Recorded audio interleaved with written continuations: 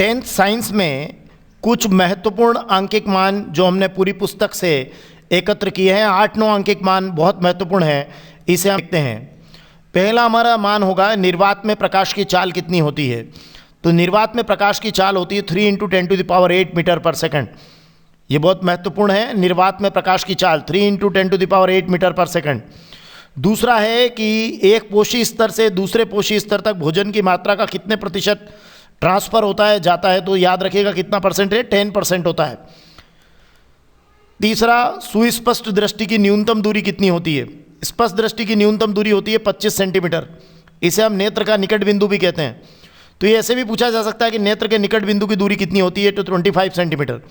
लेकिन इसका अगर विपरीत है, सुस्पष्ट दृष्टि की अधिकतम दूरी, जिसको नेत्र का दूर बिंदु भी कहेंगे, तो वहां आप बोलेंगे इन्फिनिटिव या अनंत।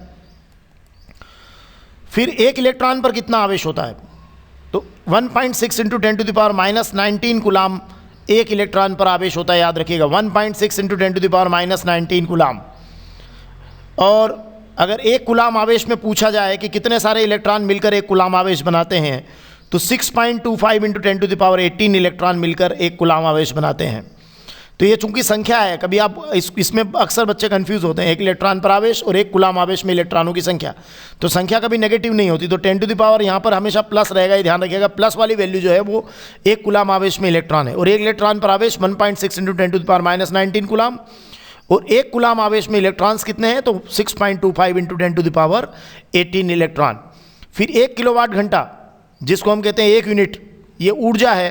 1 किलोवाट घंटा 1 kWh, इसकी वैल्यू है 3.6 × 10⁻6 जूल, जिसे हम 1 यूनिट भी कहते हैं, है ना। बिजली का बिल तो यूनिट में ही आता है, ये तो आपको पता है। तो 1 किलोवाट घंटा 3.6 × 10⁻6 जूल होता है, और ये 1 किलोवाट घंटा या kWh ऊर्जा का मात्रक है। जबकि हमें पता है कि ये किलोवाट जो है, वाट जो है, वो एसआई पद्धति में शक्ति का मात्रक है, लेकिन 1 किलोवाट घंटा हो जाए kWh, तो आप कहिएगा ऊर्जा का है। हमारे घरों में प्रयुक्त विद्युत धारा जो होती है, प्रत्यावर्ती धारा, उसकी आवृत्ति कितनी होती है, तो 50 हर्ट्ज, याद रखिएगा 50 हर्ट्ज मतलब 50 चक्र प्रति सेकंड।